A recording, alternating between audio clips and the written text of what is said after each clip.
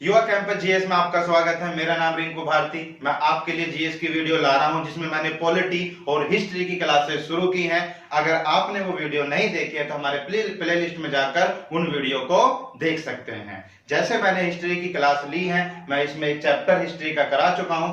आज का एक अलग ही टॉपिक है हिस्ट्री का। हिस्ट्री में जैसे तुम देखोगे, इस टॉपिक का नाम है सिंधु घाटी सभ्यता या फिर इसे हड़प्पा सभ्यता के नाम से भी जाना जाता है, जिसे इंडस वैली सिविलाइजेशन या शॉर्ट में आईवीसी का नाम दिया गया है। जो हम जीएस पढ़ रहे हैं वो एक एग्जाम के लिए नहीं बल्कि जनरली सभी एग्जामों में काम आएगी। जैसे आप देखोगे यूपी पीएससी या फिर अदर जितने भी स्टेट्स हैं उनके जो पीएससी के एग्जाम होते हैं, सिविल सर्विसेज के जो एग्जाम होते हैं, उसमें ये बहुत महत्वपूर्ण हेल्प करेगी। चाहे आप एनटीपीसी का एग्जाम दें, चाहे आप दिल्ली पुलिस, यूपी पुलिस या यूपी के अंदर जो लेखपाल है, हिस्ट्री आपको वहां भी बेनिफिट देगी। एक जर्नली हिस्ट्री हम तैयार कर रहे हैं जिससे जितने भी एग्जाम होंगे उन सभी एग्जामों में आपको बेनिफिट देगी। ठीक, आइए शुरू करते हैं हिस्ट्री का ये टॉपिक, सिंधु घाटी सभ्यता। बिल्कुल बेस से हम शुरुआत करेंगे। ध्यान रखना है, बहुत लोगों की ये समस्या रहती है कि हमारा तो बेस मतलब कि कला सब्जेक्ट का था ही नहीं, हमने तो कभी हिस्ट्री पढ़ी नहीं, तो इसलिए हम तो उसमें कमजोर हैं। तो ध्यान से सुनो, इसमें कोई बेस नहीं होता। जब से तुमने पढ़ना स्टार्ट किया तभी से तुम्हारा बेस शुरू हो जाता है। आइए बिल्कुल ऐसी शुरुआत करते हैं। अगर जीरो हो तो जीरो से ही तुम्हें यहाँ पर इसमें चलना है। एक एक चीज बताऊंगा और सिंधु घाटी सभ्यता से कोई भी क्वेश्चन ना तो तुम्हारा जो पहले आ चुके हैं वो बचेंगे और जो संभावित क्वेश्चन है उनको भी आप कर पाओगे। शुरुआत करते हैं, जैसे नाम से ही सिंधु घाटी सभ्यता या फिर हड़प्पा सभ्यता या इंग्लिश में बोलते हैं इंडस वैली सिविलाइजेशन और शॉर्ट में इसको आईवीसी के नाम से जाना जाता है। तो अगर मैं बात करूं कि इसका नाम जो सिंधु घाटी सभ्यता है, ये सिंधु घाटी सभ्यता नाम क्यों पड़ा, तो नाम क्यों पड़ा इसके अगर अंदर हम जाते हैं तो आप देखोगे सिंधु एक नदी है। ठीक, सिंधु एक नदी है और जो घाटी है ये नदी के आसपास का क्षेत्र है, आसपास का क्षेत्र है। ठीक, आप देखोगे भारत के अंदर सिंधु नदी बहती है। जैसे देखोगे, तुम देखोगे सतलज हुआ, ब्रह्मपुत्र हुआ या सिंधु नदी हुआ, ये मानसरोवर या फिर तुम मानसरोवर झील या फिर तिब्बत के पठार से निकलती है और भारत में बहती हुई जाती हैं। तो ये सिंधु नदी जो है उसके आसपास का क्षेत्र था और जो क्षेत्र था वहां पे कुछ संस्कृतियां रहती थी। संस्कृतियों का अगर मतलब तुम समझोगे, संस्कृतियों का मतलब है यदि एक धर्म के लोग, एक भाषा के लोग, एक बोलचाल के लोग, एक पहनावे के लोग एक साथ रहते हैं तो उन लोगों की उसे उनकी संस्कृति बोला जाता है। उस क्षेत्र को या पहनावे को जो वहां की संस्कृति है, यानी कि एक ही पहनावे के हो, एक ही बोलचाल हो, एक ही धर्म हो, एक ही भाषा हो, तो ऐसे लोगों को एक साथ अगर वो रह रहे हैं तो उन्हें उनकी संस्कृति बोला जाता है। और संस्कृतियों का मिलन ही क्या है? मिलन ही सभ्यता है। संस्कृतियों का मिलन ही सभ्यता। ये दो शब्द बहुत इंपॉर्टेंट है, सभ्यता और संस्कृति। ध्यान से सुनो कि हमारा देश, भारत देश, तुम देखोगे अनेक संस्कृतियों से बना है। यानी हमारे देश में तुम देखोगे जम्मू कश्मीर से लेकर कन्याकुमारी तक अनेक संस्कृति हैं, लेकिन सभ्यता एक है। इन सभी संस्कृतियों को मिलाकर ही सभ्यता बनती है। लेकिन इसमें अगर थोड़ा सा जाओगे, संस्कृति एक मानसिक क्षेत्र है, मानसिक क्षेत्र का विकास करती है, मानसिक क्षेत्र से संबंधित है, और सभ्यता एक भौतिक क्षेत्र से संबंधित है। ठीक, इसमें ज्यादा डीप में हमें जाना नहीं है, ये आर्ट एंड कल्चर का पार्ट है। जब कल्चर पढ़ोगे आप तो उसमें संस्कृति और सभ्यता में क्या अंतर होता है और संस्कृति और सभ्यता क्या होती है, ये सारी चीजें बताई जाएंगी। लेकिन सिंधु घाटी सभ्यता में तुम्हें ये याद रखना है कि सिंधु का मतलब नदी है और इसके आसपास के क्षेत्र, यानी सिंधु नदी के आसपास के क्षेत्र में जो संस्कृतियां रहती है उसको मिलाकर ही सिंधु घाटी सभ्यता कहा गया। तो सिंधु घाटी सभ्यता, आपको याद रखना है कि संस्कृतियों के मिलन को ही सभ्यता कहते हैं, इसलिए इसका नाम सिंधु घाटी सभ्यता पड़ा, क्योंकि जो हड़प्पा सभ्यता थी सबसे ज्यादा वो सिंधु नदी के आसपास के क्षेत्रों में ही बसी थी, इसलिए इसका नाम सिंधु घाटी सभ्यता पड़ा। एक आपको ये याद रखना है जनरली, इसको मैं रफ कर देता हूं। जो इसका पहला पॉइंट शुरू होता है सिंधु घाटी सभ्यता का, वो शुरू होता है आयु से, कि ये कितनी पुरानी है, ये सभ्यता कितनी पुरानी है, आयु से शुरू होता है। लेकिन तुम देखोगे इसकी आयु जानने से पहले आपको जानना पड़ेगा आयु मापने की विधि, आयु मापने की विधि, आयु मापने की। पूरे विश्व के अंदर आयु मापने की दो ही विधि हैं, एक कार्बन विधि, कार्बन विधि, ठीक, यह कार्बन 14 विधि भी इस नाम को जाना जाता है। दूसरी विधि है यूरेनियम विधि, ध्यान से सुनते रहना, यूरेनियम विधि। अगर मैंने कहा कि पूरे विश्व के अंदर आयु कैसे नापी जाती है, तो उसकी दो विधि है, एक कार्बन विधि, एक यूरेनियम विधि। पहले बात करते हैं यूरेनियम विधि की। जो यूरेनियम विधि है, इसमें रेडियो एक्टिव तत्व होते हैं, उनके माध्यम से जो ग्रह होते हैं, जो तारे होते हैं, ये जितने भी ब्रह्मांडीय पिंड हैं, जो ब्रह्मांड के अंदर पिंड है, उनकी आयु मापने के लिए जिस विधि का प्रयोग किया जाता है उसे यूरेनियम विधि कहते हैं। और ये यूरेनियम विधि में, जैसे मैंने कहा, ग्रहों की आयु मापना, जैसे आप देखोगे पृथ्वी एक ग्रह है, और पृथ्वी एक ग्रह है, तो हमें पता है इसकी आयु कितनी है, ये कितनी पुरानी है पृथ्वी, या मतलब आप जान सकते हो कि इसकी पृथ्वी, मतलब पृथ्वी की आयु कितनी है। या फिर तारे तुम देखोगे, सूर्य भी एक तारा है, तो सूर्य की आयु का भी आप पता लगा सकते हो। तो ग्रह, तारे, जितने भी ब्रह्मांडीय पिंड आकाश में घूमते हैं, उन सब की आयु को तुम माप सकते हो किस विधि के द्वारा, यूरेनियम विधि के द्वारा। जैसे पृथ्वी का हमें पता है 4.5 बिलियन वर्ष, बिलियन वर्ष, यानी जो पृथ्वी है उसकी जो आयु है वो 4.5 बिलियन वर्ष है। इसी तरीके से सूर्य की भी आयु है 4.6 बिलियन वर्ष।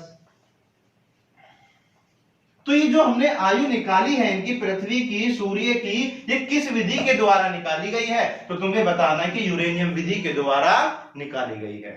मैंने कहा ग्रह, तारे, नक्षत्र, ब्रह्मांडीय पिंडों की आयु मापने के लिए जिस विधि का प्रयोग किया जाता है उसे यूरेनियम विधि कहते हैं। लेकिन हमारे लिए सिंधु घाटी सभ्यता से संबंधित है ये कार्बन विधि।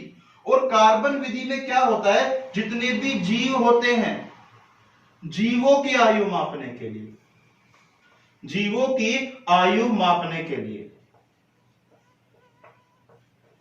के लिए जिस विधि का प्रयोग किया जाता है उसे कार्बन विधि कहते हैं। जैसे हर वस्तु में, पृथ्वी के अंदर जितनी भी वस्तु है उसमें कहीं ना कहीं कार्बन होता है, उस कार्बन डेटिंग के माध्यम से, यानी कार्बन के माध्यम से ही उसकी आयु का पता लगाया जाता है। और कार्बन विधि के द्वारा हमने सिंधु घाटी सभ्यता के अंदर पुरातत्व से, यानी कि खुदाई में पुरातत्व साक्ष्य जो मिले, उनके कार्बन से हमने आयु का पता लगाया।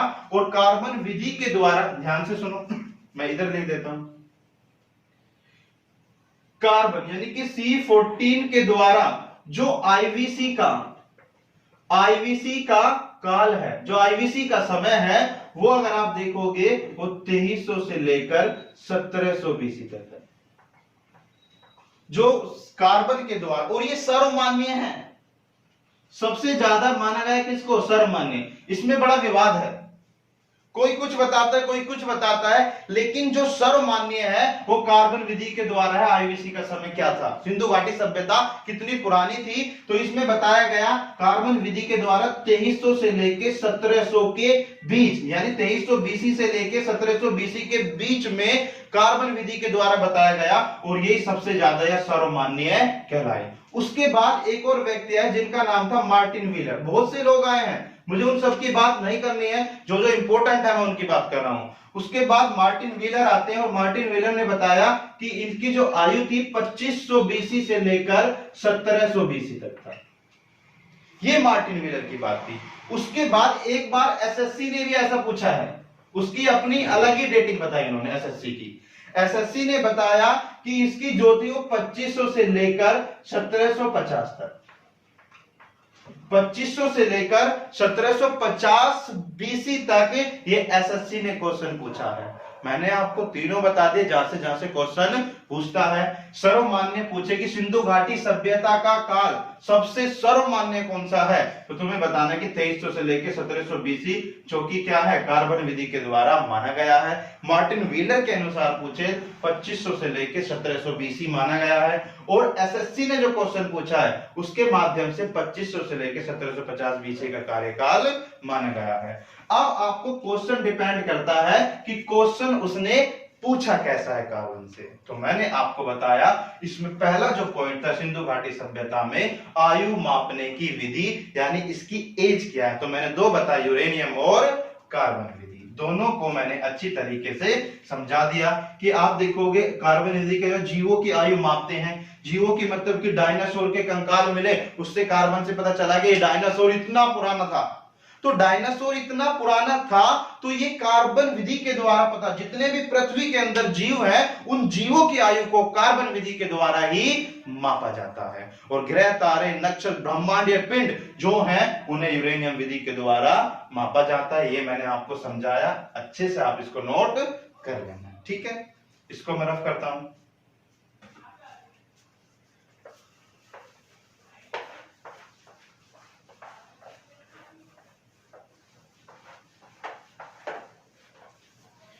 आगे का आपका टॉपिक, जैसे मैंने कहा कि जो सिंधु घाटी सभ्यता है उसको सिंधु घाटी सभ्यता भी कह रहे हैं, लेकिन उसको हड़प्पा सभ्यता क्यों कह रहे हैं। अगर आप देखोगे इसका जो दूसरा पॉइंट है कि हड़प्पा सभ्यता इसको क्यों कह रहे हैं हड़प्पा, तो इसमें आप देखो सबसे पहले इसका नाम है HA, हड़प्पा कहा गया। इंग्लिश, हिंदी में देखोगे हड़प्पा, इंग्लिश में लिखोगे इस तरीके से, ये होता है हड़प्पा। तो हड़प्पा मतलब कि हरी रुपया नामक एक स्थान था। यानी इस सभ्यता को हड़प्पा क्यों कहा गया ये मैं आपको बताना चाहता हूं। इसको क्योंकि देखोगे हड़प्पा हरी रुपया नामक स्थान था और वो रावी नदी के बाएं तट पर, ध्यान से, रावी नदी के बाएं तट पर था। तट पर एक स्थान था जो कि पश्चिमी पंजाब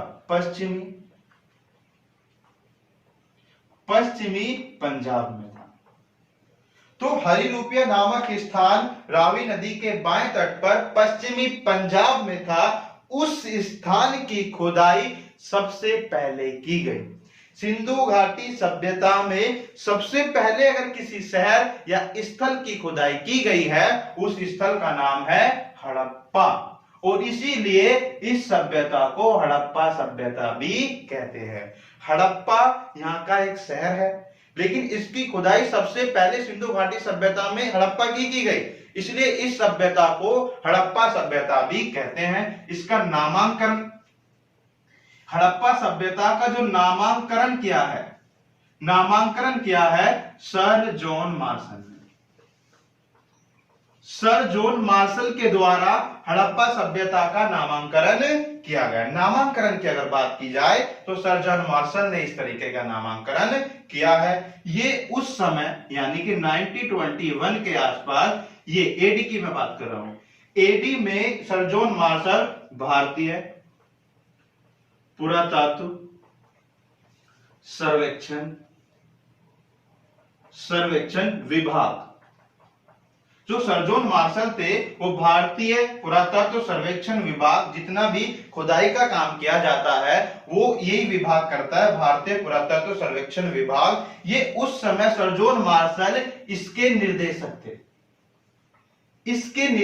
थे और इसके निर्देशन पर, यानी सर जॉन मार्शल के निर्देशन पर हड़प्पा की जो खोज की है 1921 में ये दयाराम साहनी ने की है। दयाराम साहनी ने इसकी खोज की है। ध्यान से सुनना, मैंने कहा हड़प्पा का नामांकन किसने किया, sir John Marshall. Question answer तुम्हारा ठीक हो जाएगा। उस समय जिस समय आईवीसी की खोज की गई उस समय भारतीय पुरातत्व सर्वेक्षण विभाग का निर्देशक कौन था, प्रमुख कौन था, तो सर जॉन मार्शल।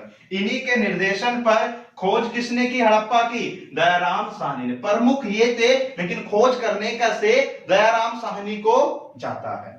ये दो बातें आपको याद रखनी है। तीसरी बात आपको इसमें ये याद रखनी है कि पहली बार जो हड़प्पा शब्द जो मतलब बात की थी हड़प्पा शब्द की, वो 1826 में बात की गई थी चार्ल्स मेसन द्वारा। चार्ल्स मेसन द्वारा इसने एक अपने प्रकाशन में इसकी बात की थी 1826 में। हड़प्पा शब्द का पहली बार प्रयोग जो किया है वो चार्ल्स मेसन के द्वारा किया गया है। तो चार्ल्स मेसन ने 3 व्यक्ति हड़प्पा से तुम्हें याद रखने हैं। एक तो सर जॉन मार्शल जिसने हड़प्पा का नामांकन किया, दूसरा हड़प्पा सभ्यता हड़प्पा शहर की खोज किसने की, दयाराम साहनी ने। हड़प्पा शब्द का पहली बार उपयोग किसने किया, चार्ल्स मेसन ने। चार्ल्स मेसन के द्वारा इसका प्रयोग किया गया था। तो हड़प्पा से संबंधित मैंने कहा सिंधु घाटी सभ्यता कहते हैं क्योंकि सिंधु के आसपास बसी थी ये सभ्यता। लेकिन हड़प्पा क्यों कहा गया, क्योंकि इस सभ्यता के जो सबसे पहला शहर था जिसमें खुदाई की गई वो हड़प्पा था, इसलिए इसे हड़प्पा सभ्यता भी कहते हैं। तो ये आपको अच्छे से याद रखना पड़ेगा। जो जो इसमें इंपॉर्टेंट पॉइंट्स थे वो मैंने आपको अच्छे से समझा दिए। इससे बाहर कहीं भी क्वेश्चन देखने को नहीं मिलता। जहां जहां से क्वेश्चन आते हैं मैं वहां से आपको बड़े भली भांति अच्छे तरीके से बेहतरीन तरीके से समझा रहा हूं। ठीक, आगे चलता हूं, मैं इसे रफ कर देता हूं। ये केवल हड़प्पा सभ्यता पढ़ने के लिए हम एक बेस तैयार कर रहे हैं कि हड़प्पा सभ्यता किस तरीके से थी। अभी हम उसके नामांकन किस तरीके से नाम हुआ। तीसरा पॉइंट इसमें क्या आता है हड़प्पा सभ्यता में या फिर सिंधु घाटी सभ्यता के अंदर। अब जो कहा गया कि जो सिंधु घाटी सभ्यता है या फिर मेरे शॉर्ट में कह रहा हूं आईवीसी, आईवीसी विश्व की प्राचीनतम सभ्यताओं में से एक है। विश्व की प्राचीनतम सभ्यताओं में से एक है, यानी इसके जो समकालीन सभ्यताएं थी, कुछ समकालीन सभ्यताएं। तो मैंने कहा कि ये प्राचीन सभ्यता है, आज से 5000 साल पहले के इतिहास में तुम्हें बता रहा हूं, तो बहुत प्राचीन हुआ। तो ये मतलब प्राचीन दुनिया की प्राचीन सभ्यताओं में से आती है। लेकिन इसके समकालीन जब ये सभ्यता भारत में थी तो और अन्य देशों में भी और सभ्यताएं मतलब फल फूल रही थी। तो यहां पर तुम देखोगे इसके समकालीन सभ्यता में कुछ मैं बताना चाहूंगा। जैसे एक सभ्यता का नाम है दजला फरात या फिर इसे मेसोपोटामिया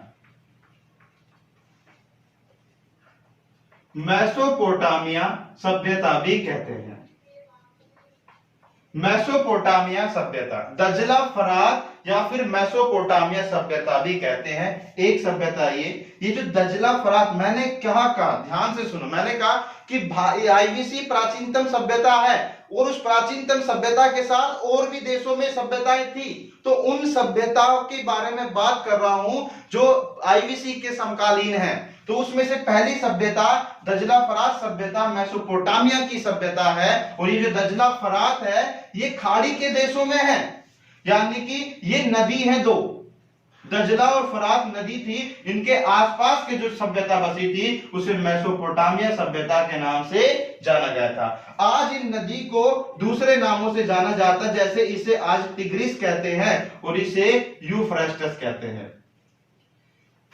यूफ्रेटस, तो यूफ्रेटस, टिग्रिस और यूफ्रेटस नदी के किनारे, यानी ये खाड़ी की नदियां हैं। वर्तमान में दजला फरात को टिग्रिस व यूफ्रेटस के नाम से जाना जाता है।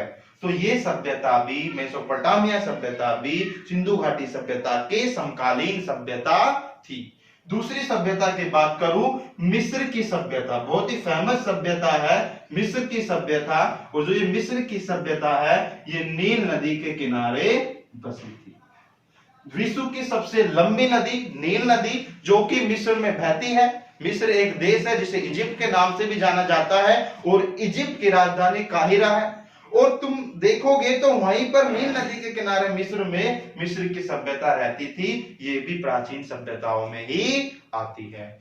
तीसरी इसके समकालीन की जो सभ्यता थी उसका नाम है चीनी सभ्यता।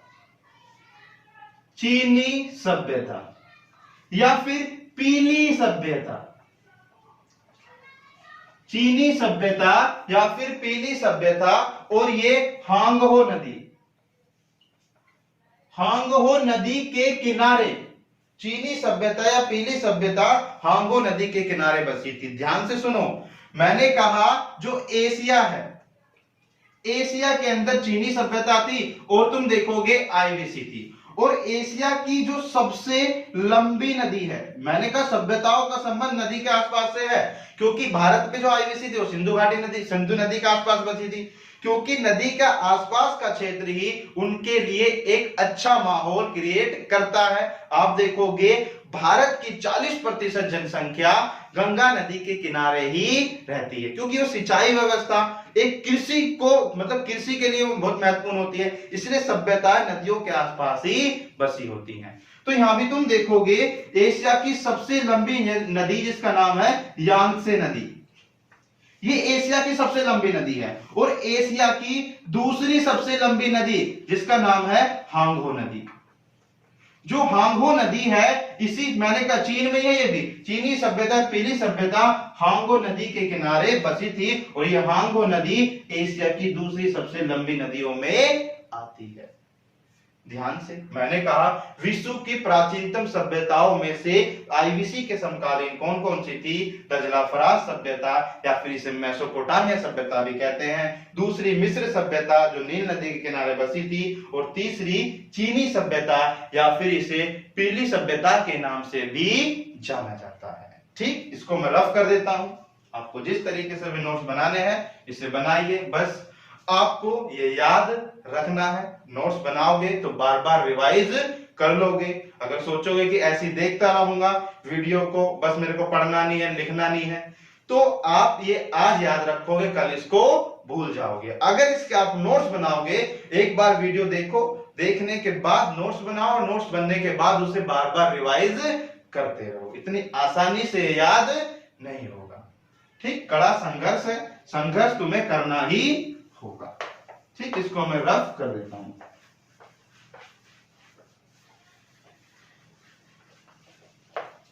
ठीक, अगर मैं बात करूं सिंधु घाटी सभ्यता, सिंधु घाटी सभ्यता की मैं बात कर रहा हूं इसके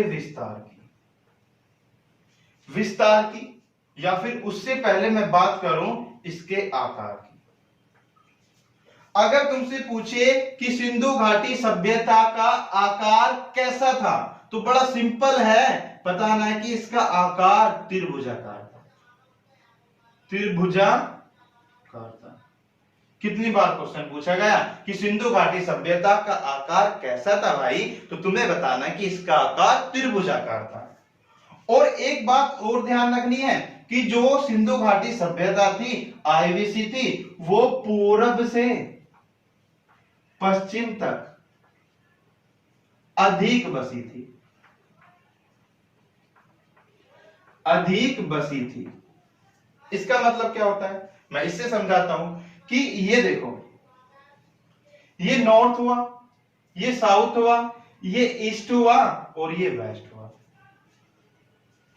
तो सिंधु घाटी सभ्यता जो वेस्ट से यानी कि पूरब से पश्चिम या पश्चिम से पूरब, ये लगभग 1600 किलोमीटर थी। और अगर आप देखोगे नॉर्थ से साउथ तक, ये लगभग 1400 किलोमीटर थी। तो देखो ये पूरब से पश्चिम 1600 किलोमीटर, यानी ये पूरब से पश्चिम अधिक बसी थी कंपेयर में नॉर्थ से साउथ या उत्तर से दक्षिण के मुकाबले। तो ये क्वेश्चन अगर आ जाए, क्या सिंधु घाटी सभ्यता पश्चिम से पूरब या पूरब से पश्चिम तक इसकी बसापत अधिक थी, तो तुम्हें कहना बिल्कुल ठीक है। और इसके मुकाबले नॉर्थ और साउथ में ये कम थी। तो ये तुम्हें याद रखना है आकार से। उसके बाद अगर मैं बात करूं कि इसका क्षेत्रफल कितना था, तो नॉर्मली अगर देखोगे तो आप सीधा बता सकते हो 13 लाख वर्ग किलोमीटर। 13 लाख वर्ग किलोमीटर, तो लगभग 13 लाख वर्ग किलोमीटर। आगे इसकी खुदाई चलती रहेगी तो ये बढ़ भी जाएगा। कभी तुम कमेंट्स करने लगो कि ये तो ऐसा हो गया, तो ध्यान रखना कि ये अभी पुरातत्व का एक मुद्दा है, इसको मतलब आगे खुदाई होगी तो ये आगे भी बढ़ सकते हैं। अभी तक ज्ञात जो है लगभग 13 लाख वर्ग किलोमीटर, या फिर इसे कह सकते हैं 12,99,600, 12,99,600 वर्ग किलोमीटर। लगभग मान के चलो 13 लाख वर्ग किलोमीटर तक सिंधु घाटी सभ्यता बसी थी। तो दो चीजें, त्रिभुजाकार आकार था, पूर्व से पश्चिम अधिक बसी थी, मैंने तुम्हें बता दिया। यहां से वैसे से इस तक 1600, नॉर्थ से साउथ 14, और इसका जो क्षेत्रफल था 12,99,600 वर्ग किलोमीटर तक था। अब इसकी स्थिति के बारे में बात करते हैं कि इसकी अवस्थिति कहां पर थी, किस तरीके से, कहां का इसका पश्चिम छोर था, कहां इसका दक्षिण छोर था, यह भी तुम्हें याद रखना पड़ेगा। बहुत ही इंपॉर्टेंट है, यहां से क्वेश्चन आया हुआ है। ठीक, इसमें अगर आप देखो ये नॉर्थ वाला हिस्सा, यानी सिंधु घाटी सभ्यता का नॉर्थ में सबसे ऊपर वाला हिस्सा कौन सा है, तो तुम्हें बताना है कि इसका नाम है मादा। मादा ये कहां पर था, जम्मू कश्मीर में, जम्मू कश्मीर में था। और तुम देखोगे जो जम्मू कश्मीर में एक नदी है जिसका नाम है चिनाब नदी, सिंधु की सहायक नदी है चिनाब नदी। चिनाब नदी के आसपास ही एक शहर बसा था मादा, उस मादा तक ही मतलब नॉर्थ तक इसका ऊपरी हिस्सा था सिंधु घाटी सभ्यता। जैसे मैंने कहा सिंधु घाटी सभ्यता का सबसे उत्तर वाला भाग कौन सा था, तो तुम्हें बताना है कि मादा था। सबसे साउथ वाला भाग कौन सा था, तो तुम्हें बताना है दाइमाबाद। दाइमाबाद, जो दाइमाबाद है ये महाराष्ट्र में था। ये कहां पर था, महाराष्ट्र में था। और महाराष्ट्र में जो नदी है वो गोदावरी नदी है। तो गोदावरी नदी के किनारे ये बसा था। तो दक्षिण में पूछे तो दाइमाबाद, उत्तर में पूछे तो मादा, और वेस्ट में पूछे तो तुम्हें बताना है ये था सूत का गैंडोर। बहुत ही इंपॉर्टेंट, आपको याद रखना है सूत का गैंडोर, या फिर तुम कह सकते हो बलूचिस्तान। बलूचिस्तान जो कि अब तुम जानते हो ये कहां पर है, पाकिस्तान में है, और ये दास्क नदी के किनारे मौजूद था। दास्क नदी के किनारे, सूत का गैंडोर बलूचिस्तान दास्क नदी के किनारे था, वेस्टर्न हिस्सा। और उसके बाद मैं ईस्ट की बात करूं तो यहां पर था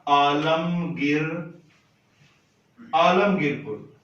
जो आलमगीरपुर है ये हिंडन नदी के किनारे, हिंडन नदी के किनारे था। और हिंडन नदी के किनारे ये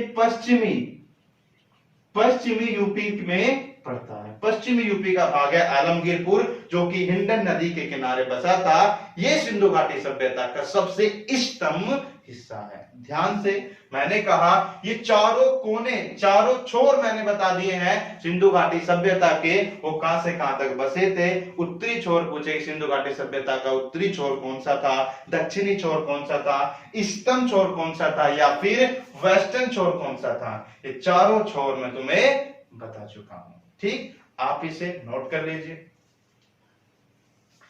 ठीक, रफ कर देता हूं इसे मैं। कैसे करना है आपको ये तुम्हें देखना है, नोट कैसे करना है, लेकिन मुझे याद चाहिए कि मतलब याद रहना चाहिए तुम्हारे किसी भी तरीके से। आगे इसकी अवस्थिति मतलब ये कहां पर बसी थी, इसमें मतलब इसकी अवस्थिति की मैं बात करूं, अवस्थिति यानी कहां कहां बसी थी, किन किन देशों में बसी थी, सिंधु घाटी सभ्यता कहां बसी थी। तो आपको याद रखना है PAI, बड़ा सिंपल सा पाई, पाई में बसी थी। कितने देशों में बसी थी, तो कहना 1 2 3, 3 में बसी थी, यानी पाई। पाई मतलब पाकिस्तान, बोलो पाकिस्तान। ये क्या है, अफगानिस्तान। दोनों अच्छे अच्छे मित्र आ रहे हैं, देखो दोनों ही प्रिय हैं। पाकिस्तान, अफगानिस्तान और तीसरा भारत महान, ठीक, या फिर इंडिया। तो 3 देशों के अंदर सिंधु घाटी सभ्यता बसी थी। अगर मैं इनके शहरों की बात करूं, ये कहां कहां बसी थी, तो तुम्हें बताना है कि पश्चिमी पंजाब पाकिस्तान में है, पश्चिमी पंजाब में बसी थी। एक पाकिस्तान का प्रांत है सिंध प्रांत, सिंध प्रांत में बसी थी। एक मैंने तुम्हें बताया कहां पर, बलूचिस्तान। तो पाकिस्तान के ये 3 स्थान जहां पर सिंधु घाटी सभ्यता बसी थी, पश्चिमी पंजाब, सिंध और बलूचिस्तान। बात आती है अफगानिस्तान की। यहां से बहुत क्वेश्चन पूछे जाते हैं, क्योंकि ये तो याद रह जाते हैं, लेकिन अफगानिस्तान वाले याद नहीं रहते। आपको लगाना है, एक है मुंडीकाग, मुंडीकाग ये कहां पर पड़ता है, अफगानिस्तान में। एक है सुतुरगुड़, सुतुरगुड़। तो सुतुरगुड़ और मुंडीकाग ये दोनों अफगानिस्तान के अंदर हैं, और अफगानिस्तान में ये 2 शहर थे जहां पर ये सिंधु घाटी सभ्यता बसी थी। देश पूछे पाकिस्तान, अफगानिस्तान या इंडिया, सीधा याद रखना पाई। लेकिन अगर शहर पूछे या क्षेत्र पूछे तो मुंडीकाग और सुतुरगुड़ ऐसे क्षेत्र थे जहां पर सिंधु घाटी सभ्यता बसी थी। इंडिया के अंदर देखो तो इंडिया के ये 7 राज्यों में बसी थी, यानी सबसे ज्यादा सिंधु घाटी सभ्यता भारत में ही बसी थी। जैसे सबसे पहला आता है जम्मू कश्मीर, उसके बाद आता है पंजाब, उसके बाद आता है हरियाणा, हरियाणा के बाद राजस्थान, और राजस्थान के बाद तुम देखोगे गुजरात, और गुजरात के बाद महाराष्ट्र, और लास्ट में मैं लिख रहा हूं उत्तर प्रदेश। तो ये 7 राज्य है जहां पर सिंधु घाटी सभ्यता बसी थी, ये तुम्हें याद रखना है। मैंने कहा कि इसकी अवस्थिति क्या थी, पाकिस्तान, पश्चिमी पंजाब, सिंध प्रांत, बलूचिस्तान, अफगानिस्तान में 2 और इंडिया के अंदर 7 थे। तो ये भी तुम्हें याद रखना है। तो आज के जो पॉइंट मैंने आपको बताए, ये सिंधु घाटी सभ्यता के बिल्कुल पीक पॉइंट थे, और ऐसे पॉइंट थे जो ज्यादातर एग्जामों में पूछे जाते हैं। लेकिन अगर आप इसे समझ जाते हो तो आसानी से इन क्वेश्चनों को हल कर सकते हो। आज जो मैंने कराया, अभी सिंधु घाटी सभ्यता खत्म नहीं हुआ, केवल ये अभी स्टार्ट हुआ है। अभी इसमें लगभग 2-3 वीडियो और आएंगी, जब जाके सिंधु घाटी सभ्यता एक चैप्टर खत्म होगा। बिल्कुल एनालिसिस लेवल का हमें सिंधु घाटी सभ्यता पढ़ना है। मेरे साथ साथ आपको भी इसमें मेहनत करनी होगी, ठीक। अगर आपको हमारा ये वीडियो अच्छा लगा तो आप हमारे इस वीडियो को लाइक करें, और ज्यादा से ज्यादा अपने दोस्तों को शेयर करें। और अगर आपने हमारा ये चैनल अभी तक सब्सक्राइब नहीं किया है तो हमारे चैनल को सब्सक्राइब करें। आज के लिए इतना ही। Thank you so much for join with me.